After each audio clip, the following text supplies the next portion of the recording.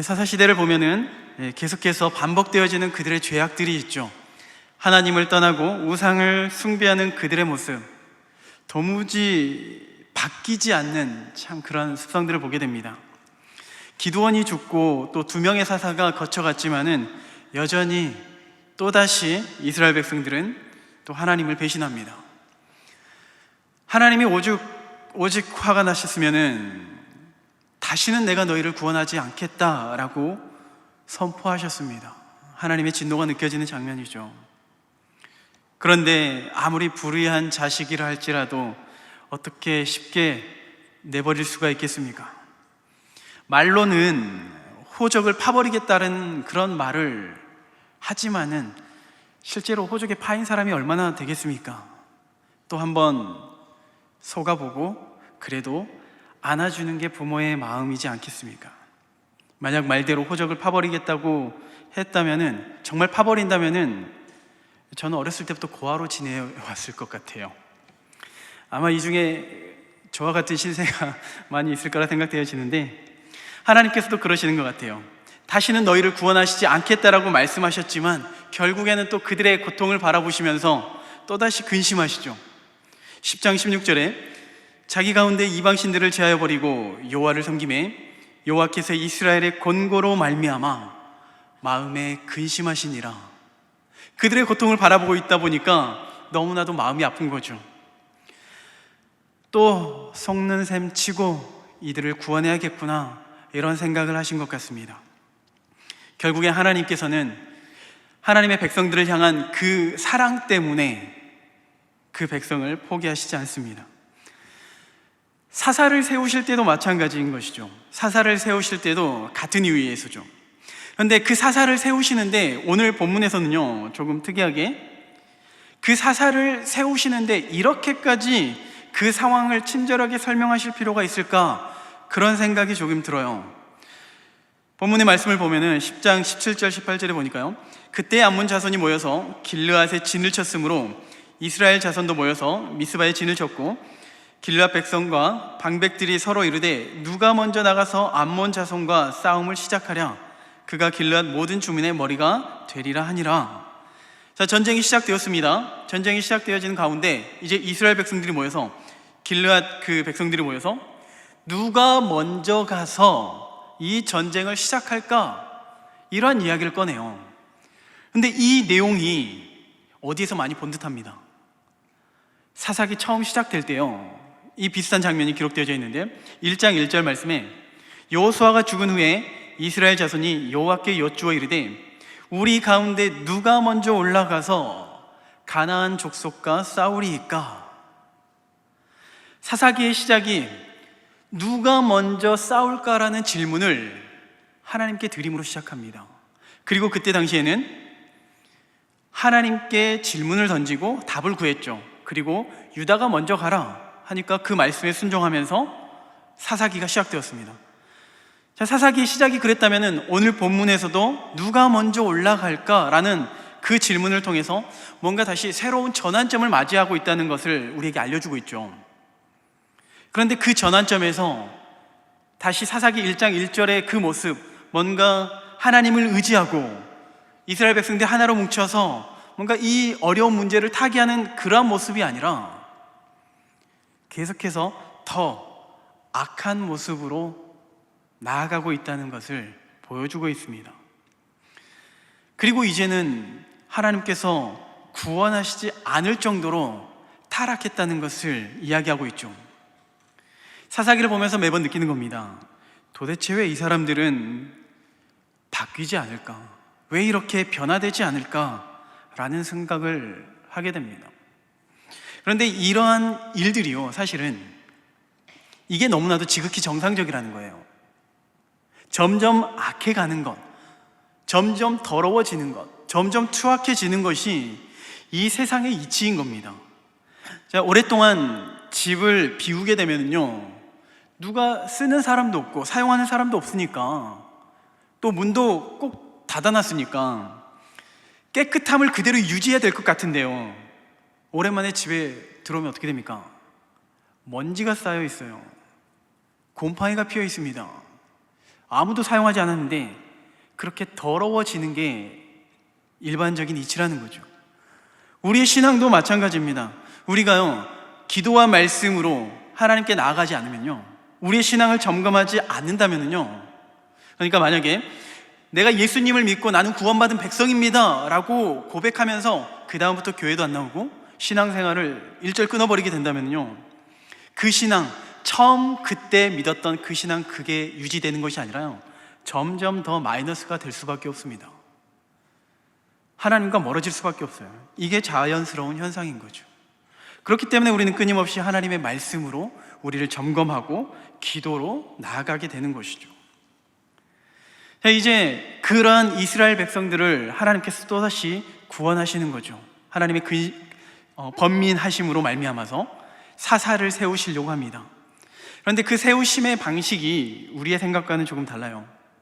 우리가 기대하는 사사, 그리고 앞서 누가 먼저 이 전쟁에 올라갈까라는 그 질문을 통해서 그 사사시대 서두의 모습을 다시 기대하게 만들죠. 그리고 온니엘과 같은 완벽했던 사사의 모습을 기대하게 됩니다.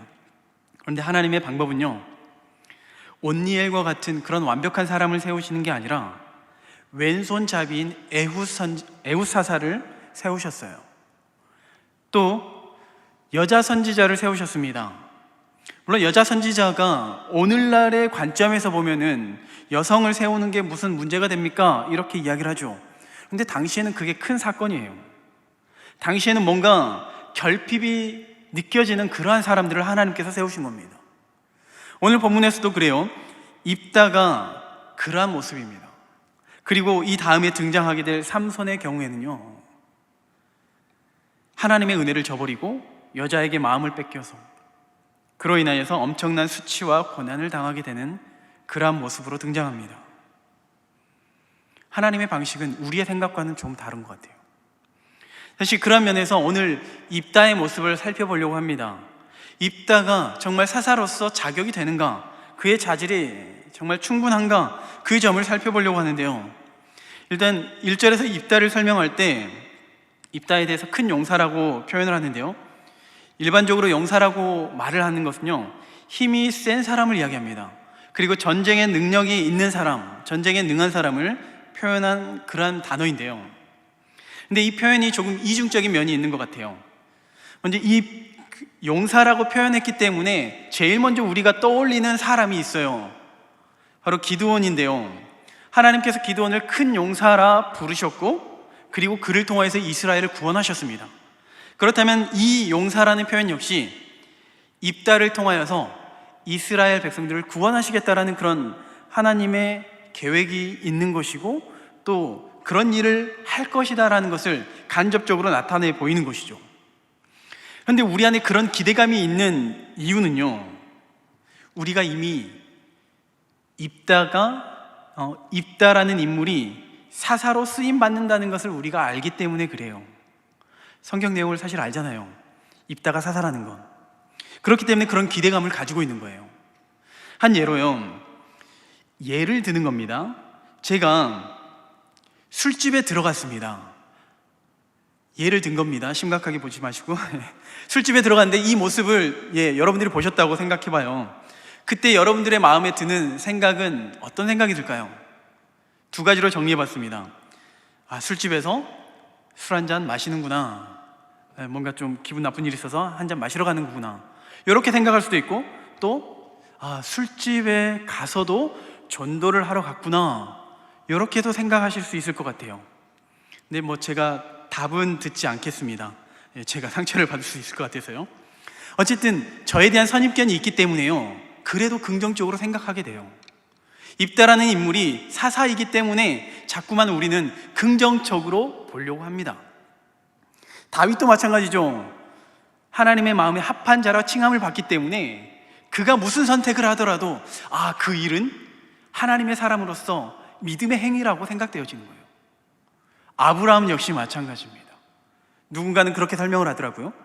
아브라함이 자신의 아내를 누이라고 속이죠. 2번이나 걸쳐서. 이렇게 한 이유는 내가 하나님의 백성으로서 하나님의 뜻을 이루기 위해서 나라도 살아야 하겠다라는 그런 거룩한 마음에서 그렇게 선택했다라는 그런 이야기를 하는데, 그건 다 오해인 것이죠. 아브라함에 대해서, 다윗에 대해서, 그 사람에 대해서 우리가 오해를 하는 경향이 있는 것이죠. 입다의 경우에도 마찬가지인 것 같아요. 그가 큰 용사라고 했던 모습, 분명히 긍정적인 모습은 있습니다.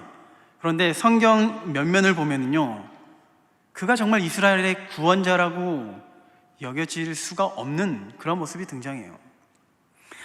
그리고 창세기 6장에서도 용사가 등장합니다. 창세기 6장 4절에 당시의 땅에는 네피림이 있었고 그 후에도 하나님의 아들들이 사람의 딸들에게로 들어와 자식을 낳았으니 그들은 용사라, 고대의 명성이 있는 사람들이었더라. 그들 역시 용사라고 이야기를 해요. 그들이 하나님의 사람이 아니고, 그들이 하나님을 위해서 섬기고 봉사하고 그런 사람이 아니잖아요. 10장 8절에, 창세기 10장 8절에 구스가 또 니므롯을 낳았으니 그는 세상의 첫 용사라. 용사라는 타이틀 자체가 무조건 그가 이스라엘의 구원자라는 그런 거룩한 직분을 가진 자라는 것은 그러한 것을 의미하지는 않는다는 것이죠. 그리고 이 말에 더 힘을 싣게 하는 내용이 등장하는데, 입다의 출생의 비밀이죠. 입다는 기생이 길르앗에게서 낳은 아들이라는 거죠. 기생의 아들이라는 의미는요, 사실 부정한 자이고 공동체 안에 어울릴 수 없는 그런 존재입니다. 신명기 23장 18절에 보니까 하나님께서 그 기생의 일로서 번 돈에 대해서 가증하게 여기세요. 창기가 번 돈과 개 같은 자의 소득은 어떤 서원하는 일로든지 네 하나님 여호와의 전에 가져오지 말라. 이 둘은 다 네 하나님 여호와께 가증한 것임이라. 입다는 태생적으로 하나님과는 거리가 있어 보입니다. 그리고 계속해서 살펴볼게요. 3절에 입다가 형제들을 피해서 형제의 그 위협으로부터 피하는 것이죠. 그래서 돕 지역으로 가서 잡류라고 기록되어 있는데 잡류들과 함께 출입을 했다고 되어 있습니다. 근데 여기에 잡류의 의미를, 그 단어의 의미를 살펴보면요, 이 단어가 이미 앞에 9장에서 한번 쓰였더라고요. 9장 4절에 보니까요, 바알브리 신전에서 은 70개를 내어 그에게 주매 아비멜렉이 그것으로 방탕하고 경박한 사람들을 사서 자기를 따르게 하고. 자, 이 내용이 뭐냐면요, 기드온의 아들인 아비멜렉이 자신의 형제들을 죽이기 위해서 세겜에 가서 도움을 요청합니다. 그리고 그들에게서 돈을 받죠. 은 70개를 받아서 무엇을 했냐면은 보니까 방탕하고 경박한 용역을 산 거죠. 그래서 그들을 통해서 형제들을 죽입니다. 여기에 기록되어져 있는 방탕하고 경박한 사람들이 바로 그 오늘 본문에 있는 잡류들하고 같은 의미를 나타내요. 그러한 사람들과 함께 어울렸습니다. 그리고 계속해서 살펴볼게요. 자, 길르앗 장로들이 입다를 그 돕에서 데려오려고 하죠. 입다를 통해서 전쟁의 머리가 되게 하려고, 전쟁의 장군으로 세우려고요. 5절 6절입니다. 암몬 자손이 이스라엘을 치료할 때 길르앗 장로들이 입다를 데려오려고 돕 땅에 가서 입다에게 이르되 우리가 암몬 자손과 싸우려 하니 당신은 와서 우리의 장관이 되라 하니. 자, 우리의 장관이 되라 라고 요청합니다. 7절에 보니까 입다가 길르앗 장로들에게 이르되 너희가 전에 나를 미워하여 내 아버지 집에서 쫓아내지 아니하였느냐? 이제 너희가 환난을 당하였다고 어찌하여 내게 왔느냐 하니라. 그러니까 평소에 구박하고 나를 비난하면서 나를 쫓아내놓고서는 평소에 잘하지 이제 와서 어려움이 있으니까 나에게 도움을 요청하느냐, 이런 의미인 거죠. 그런데 3절에 보니까 형제들을 피해서 돕으러 갔다고 했습니다. 그런데 오늘 7절의 내용을 기반으로 살펴보면은 길르앗의 장로들도 입다를 미워했고 또 쫓아내는데 어느 정도 동조했던 것 같습니다. 그래서 거부를 한 거죠. 입다 입장에서는 거부를 한 거죠. 그러자 길르앗 장로들이 계속해서 타협점을 제시합니다. 8절에 그러므로 길르앗 장로들이 입다에게 이르되 이제 우리가 당신을 찾아온 것은 우리와 함께 가서 암몬 자손과 싸우게 하려 함이니 그리하면 당신이 우리 길르앗 모든 주민의 머리가 되리라.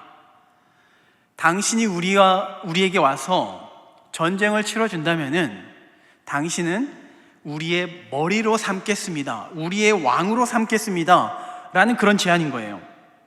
자, 이 제안이 기드온에서도 등장하죠. 8장 22절 23절에 보니까 그때 이스라엘 사람들이 기드온에게 이르되 당신은 우리를 미드안 선에서 구원하셨으니 당신과 당신의 아들과 당신의 손자가 우리를 다스리소서 하는지라. 기드온이 그들에게 이르되 내가 너희를 다스리지 아니하겠고 나의 아들도 너희를 다스리지 아니할 것이요 여호와께서 너희를 다스리시리라 하니라. 자, 기드온의 반응은 이랬습니다. 기드온의 반응은 내가 너희를 다스리지 않고 하나님께서 너희를 다스리실 것이다. 하나님이 너희의 왕이다 라는 그러한 믿음의 고백입니다. 그러면은 입다가 정상적인 사사라면은, 믿음의 사람이라면은 기드온과 같은 반응을 보여야죠. 길앗 장로들의 제시한 그 제안을 단호하게 뿌리칠 수 있어야죠.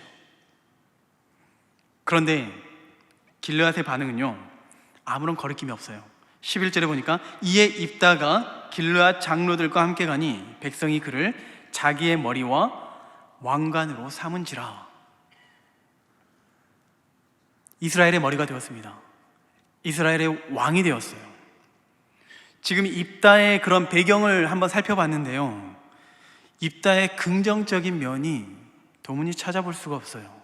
계속해서 부정적인 면만 가득합니다. 사사로서 어떤 기대할 수 있는 점이 없어요. 오히려요, 이러한 사람이 사사가 되면은 정말 큰일 나겠는데, 그런 염려가 앞서게 됩니다. 그렇다면 하나님께서는 왜 이러한 사람을 사용하시는 것일까? 이러한 질문이 들게 돼요. 적어도 이 배경만 놓고 보면은요, 아니 그렇게 사람이 없을까요? 하나님 그렇게 세우실 만한 사람이 없습니까? 입다보다 거룩하고 의로운 사람이 없습니까? 그런데 여기까지가 바로 우리의 생각입니다. 우리의 생각에는 입다는 자격이 없어 보이고 또 이 공동체 안에 있어서는 안 될 그러한 존재로 여겨져요. 히브리서 11장 32절에 믿음의 장이죠. 히브리서, 거기에 어떻게 기록되어 있냐면 내가 무슨 말을 더하리요? 기드온, 바락, 삼손, 그리고 입다, 다윗 및 사무엘과 선지자들의 일을 말하려면 내게 시간이 부족하리로다. 자, 여러 사사들이 등장하고 또 그 사사들과 함께 입다가 등장하고 입다와 함께 다윗과 사무엘이 어깨를 나란히 하고 있습니다. 다시 말해서 하나님께서 입다를 사사로 인정하시고 사용하셨다라는 그런 내용이죠. 물론 히브리서 11장에 등장하는 많은 사람들이 있지만은 그 사람들의 능력이나 믿음이 대단하기 때문에 이렇게 기록되어진 것이 아니고요, 하나님께서 그렇게 강권적으로 믿음의 사람으로 만드시고 그를 사용하셨다라는 그러한 내용의 등장입니다. 그런 의미에서 오늘 본문에서 말하고자 하는 것은요, 입다는 물론 믿음의 사람이 아닌 것처럼 보이고 자격이 없는 것처럼 보입니다. 그런데 하나님께서 강권적으로 은혜를 베푸셨다는 거죠. 하나님께서 그를 선택하시고 그를 사용하셨다는 그런 의미가 되는 겁니다. 흔히 이런 말이 있습니다. 노력한 만큼 결과를 얻는다, 땀은 배신하지 않는다, 이런 명언들이 있습니다. 이 말에 어느 정도 공감을 합니다. 결과를 얻기 위해서는 노력해야죠. 땀을 흘려야죠. 학생들이 좋은 성적을 거두기 위해서는요, 열심히 공부해야 됩니다. 기도만 해서 되진 않습니다. 돈을 벌기 위해서는 땀을 흘려야 되는 게 맞습니다. 이처럼요, 세상에 어떤 가치가 있다고 생각되어지는 것을 얻기 위해서는요, 분명히 우리가 노력하고 땀을 흘리는 게 맞습니다. 그런데 하나님의 은혜는요, 우리가 노력해서 얻어지는 게 아니에요. 말 그대로 은혜입니다. 우리가 무엇을 하든지 어떻게 하든지 결코 우리는 그것을 얻을 수가 없어요. 자격이 안 돼요. 그럼에도 불구하고 주시는 것이 하나님의 은혜이고 선물입니다. 근데 마치 이러한 세상에 가치 있는 것을 얻기 위해 노력하는 것처럼 신앙생활을 하시는 분들이 계세요. 한 부자 청년이 예수님께 다가왔죠. 어떻게 하면 내가 영생을 얻을 수 있습니까? 이러한 질문을 던집니다. 그 질문의 목적은 예수님께 인정을 받기 위해서, 칭찬을 받기 위해서인 거죠. 그러면 그 청년이 그렇게 생각했던 이유가 뭐냐면요, 그는 어렸을 때부터 율법을 지켜왔기 때문이에요. 내가 이러한 행위가 있기 때문에 그 행위에 마땅한 보상을 받을 것이라는 그런 마음이 있었던 것이죠. 우리도 교회 안에서 그래요. 교회 안에서 수고하고 봉사하고 여러 가지 모양으로 헌신하는 그런 모습들이 있습니다. 너무나도 감사하죠. 그런데 때로는 그러한 수고와 봉사가, 내가 이렇게 봉사하고 헌신하면은 하나님께서 나를 사랑해 주시고, 내가 이만큼 헌신했으니까, 투자했으니까 당연히 하나님께서 나에게 이렇게 채워주실 거야 라는 그런 마음에 헌신하시는 분들도 계십니다. 우리 안에는 없기를 소망합니다. 문제는 이런 수고와 헌신은요, 삶의 변화가 없습니다. 은혜가 없어요. 섬김에는 기쁨이 있고 감사가 넘칩니다. 그런데 그러한 목적의 섬김과 헌신은요, 감사가 없고 기쁨이 없고요, 원망만 가득하게 돼요. 그리고 주위를 둘러봅니다. 나는 이렇게 헌신하고 노력하는데 상대적으로 저 사람은 노력하지 않고 헌신하지 않는 그 모습을 바라보면서 시기하게 돼요. 증오하게 돼요. 분란을 키우게 됩니다. 우리의 섬김, 우리의 수고는요, 하나님께서 주시는 그 은혜에 대한 감사의 표현입니다. 구원에 대한 그 감격의 표현으로 그 구원의 은혜가 너무나도 크기 때문에 가만히 있질 못하는 거죠. 그래서 나타나는 반응이 우리의 수고와 우리의 헌신이 되어져야 하는 것입니다. 만약 그러한 목적이 아니고 정말 내가 이 수고와 헌신을 통해서, 이걸 통해서 뭔가를 얻어내려고 한다면요, 결국엔 우리의 신앙은 무너질 수밖에 없습니다. 세상의 종교를 섬기는 것과 전혀 다를 바가 없게 되어지는 것이죠. 그러니까 우리가 수고하고 헌신에 앞서서 더 중요한 것은 그 하나님의 사랑을 우리의 가슴에 새기는 것입니다. 그 하나님의 은혜를 우리의 가슴에 새기게 되면은요, 우리는 하나님을 찬양하지 않을 수가 없게 되거든요. 그 하나님의 은혜를 전달하지 않을 수가 없게 되는 것이죠. 바라기는 우리의 신앙의 첫 번째 목적이 있다면은 바로 하나님의 사랑을 아는 것, 하나님의 사랑을 경험할 수 있기를 간절히 소망합니다.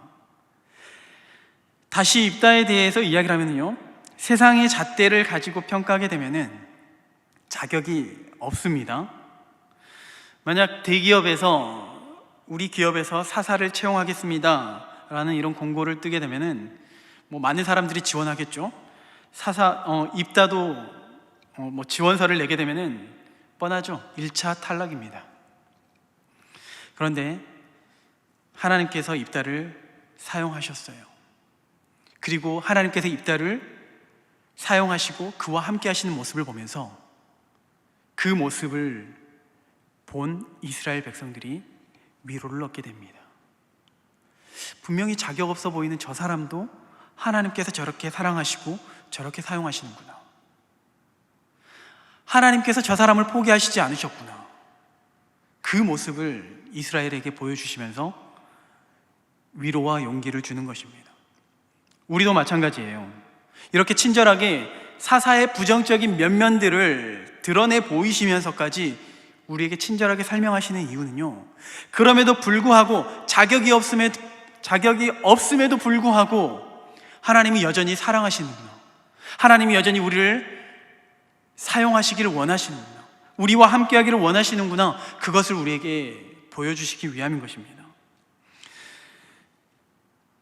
또 우리 안에 어떤 사람들이 있냐면은 이런 분들이 있어요.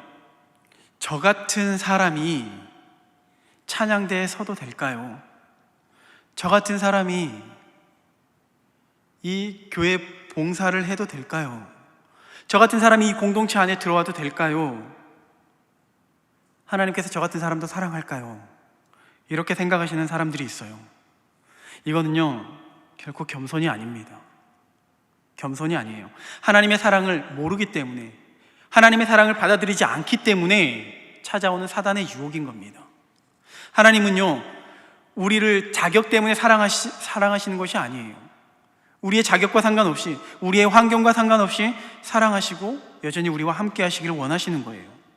우리의 환경, 우리의 여러 가지 자격의 요건들이 하나님께 나아가는데 전혀 방해가 되는 것이 아닌 것입니다. 그 무엇으로도 그 은혜를 방해할 수가 없어요.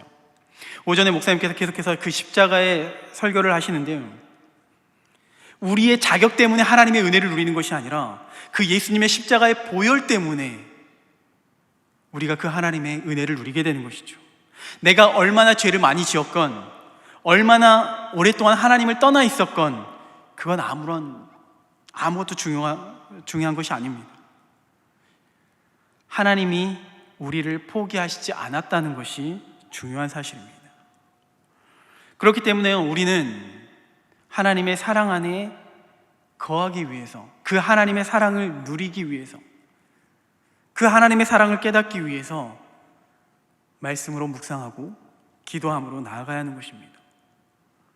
오늘 입다의 모습을 보면서 그럼에도 불구하고 입다의 모습 속에서 긍정적인 모습을 찾아보았습니다. 어떠한 긍정적인 모습이 있는가? 11절 전반부의 내용을 다시 한번 보면요, 이에 입다가 길르앗 장로들과 함께 갔다고 기록되어 있어요. 어디에서 어디를 간 걸로 기록되어 있냐면은, 이전에는 돕 땅으로 도망친 거죠. 이스라엘 공동체를 벗어나 살았습니다. 그런데 어찌됐던 그가 다시 이스라엘 공동체 안으로 들어왔다는 거예요. 하나님의 언약 안에 다시 들어왔다는 겁니다. 동일한 시대에 기록되어 있던, 동일한 사사시대에 기록되어 있던 내용이 있어요. 베들레헴에 심한 가뭄이 들었고 그 가뭄을 피해서 베들레헴을 떠난 가정이 있습니다.